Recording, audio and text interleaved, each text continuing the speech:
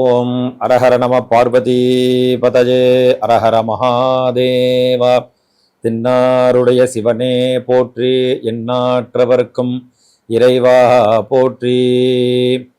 ஓம் பாசாங்குசா பூப கபித்த jumbo பலந்திலான் வேணுமபித்வஹஸ்தைः தத்தைஸ்ததாயஸ்தருணாருணாபஹ பாயாஸ்தஜூஷ்பான் தருணௌ கணேசஹா. அன்பார்ந்த பக்த கோடி மெய்யன்பர்களே, அனைவருக்கும் வணக்கம். அடுத்தபடியாக உத்தர நட்சத்திரம் என்று சொல்வார்கள். உத்தர நட்சத்திரம் அப்படின்னாலே எல்லாருக்கும் ரொம்ப தெரிஞ்ச நட்சத்திரம் தான் அது. என்ன அப்படின்னு பார்த்தீங்கன்னா, ஐயப்பனுக்கு உரிய நட்சத்திரம். எல்லாரும் நம்மலாம் சபரிமலைக்கு போகிறவங்க நிறைய பேர் இருக்காங்க. பங்குனி உத்தரம் என்று சொல்வார்கள். இந்த பங்குனி உத்தரத்தில் தான் ஐயப்பன் அவதரித்த தினம். இந்த உத்தர நட்சத்திரங்கிறது அந்த அவருக்கு உரிய நட்சத்திரம். பங்குனி மாதம் பௌர்ணமி திதி உத்தர நட்சத்திரம், இது மூணும் சேரக்கூடியதான் தனி சிறப்பு. அந்த உத்தர நட்சத்திரத்தில் பார்த்தீங்கன்னா நிறையா கோயில்களில் பிரம்மோற்சவம் நடக்கும்.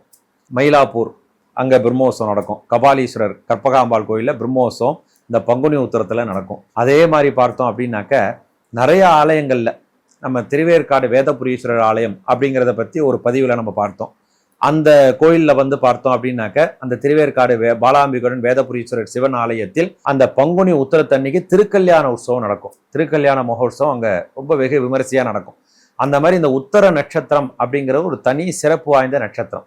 அந்த உத்தர நட்சத்திரத்துக்கு பார்த்தோம் அப்படின்னா 2 ராசி வரும். கன்னி ராசி வரும், சிம்ம ராசி வரும். இந்த மற்ற முன்னாடி சொன்ன 2 நட்சத்திரத்துக்கு பூரத்துக்கும் மகத்துக்கும் ஒரு ராசி மட்டும்தான், சிம்ம ராசி மட்டும்தான். ஆனால் உத்தரத்துக்கு மட்டும் பார்த்தோம் அப்படின்னா 2 ராசி வரும். சிம்ம ராசியும் வரும். சில பேருக்கு பாதங்கள் மாறும்போது கன்னி ராசி அப்படிங்கிறது வரும். இந்த சிம்ம ராசியில் பிறந்தவங்களும் சரி, கன்னி ராசியில் பிறந்தவங்களும் சரி, உத்தர நட்சத்திரத்தில் பிறந்தாங்க அப்படின்னாலே ஐயப்பனுக்கு உரிய நட்சத்திரம் தனி சிறப்பு வாய்ந்தது. இந்த உத்தர நட்சத்திரத்துக்காரங்க பொதுவாக கொஞ்சம் கோவப்பட்டுன்னு தான் இருப்பாங்க. ஒரு ஏதாவது ஒன்று விஷயம் சொன்னோம் அப்படின்னா டக்குன்னு கோவப்பட்டுருவாங்க. அதுக்கப்புறம் யோசிப்பாங்க அவங்க, ஆஹா இதை பற்றி நம்ம இப்படி பேசிட்டோமே, பேசியிருக்கக்கூடாது அப்படின்னு யோசிப்பாங்க. ஆனால் டக்குன்னு கோபம் வரக்கூடிய நட்சத்திரம் அந்த உத்தர நட்சத்திரம் அப்படிங்கிறது. அப்புறமா சிந்திக்கக்கூடிய நட்சத்திரமும். அப்புறம் அவங்களே பாசம், அவங்கள மாதிரி பாசம் காட்டவும் முடியாது, அவங்கள மாதிரி கோவப்படவும் முடியாது. எதுக்கு பேசுகிறாங்க என்ன பேசுகிறாங்கன்னு தெரியாமல் பேசிடுவாங்க. அதுக்கப்புறம் நம்மள்கிட்ட சாந்தமாக பேசுவாங்க. அந்த மாதிரி இருக்கக்கூடிய நட்சத்திரம் அந்த உத்தர நட்சத்திரம் அப்படிங்கிறது. இந்த உத்தர நட்சத்திரத்தில் அவதரித்தவர்கள் நிறைய பேர் இருக்கின்றார்கள். அதில் ஐயப்ப சுவாமி, நம்ம ஐயப்பன் அவதரித்தது உத்தர நட்சத்திரத்தில் தான்.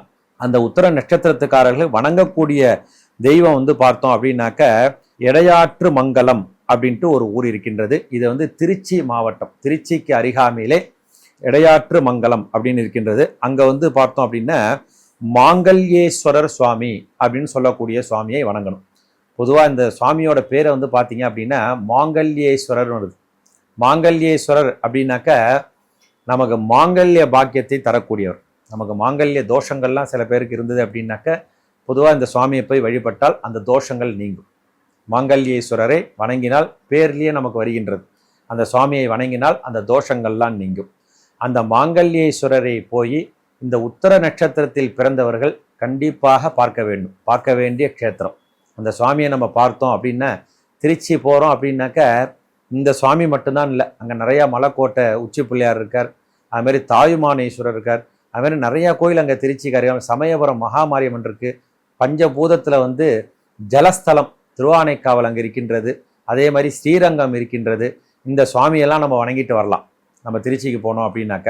அதுமாதிரி இந்த உத்தர நட்சத்திரத்தில் பிறந்தவர்கள் கண்டிப்பாக பார்க்க வேண்டிய க்ஷேத்திரமானது அந்த எடையாற்று மங்கலம். அதை நல்ல ஒரு பேரே பார்த்தீங்கன்னா அந்த ஊருக்கு பேரே மங்கலம் தான். அந்த ஊருக்கு நம்ம போனாலே நம்ம மங்களமாக தான் இருப்போம். அந்த ஊருக்கு நம்ம போயிட்டு வரோம் அப்படின்னாலே நம்ம மங்களமாக தான் இருப்போம், மங்களகரமாக இருப்போம். அப்பேற்பட்ட அந்த இடையாற்று மங்கலத்தில் திருச்சிக்கு அருகாமையில் இருக்கக்கூடிய அந்த மாங்கல்யேஸ்வர சுவாமியை தரிசித்து வாழ்வாங்கு வாழ இறைவனை பிரார்த்திக்கிறோம்.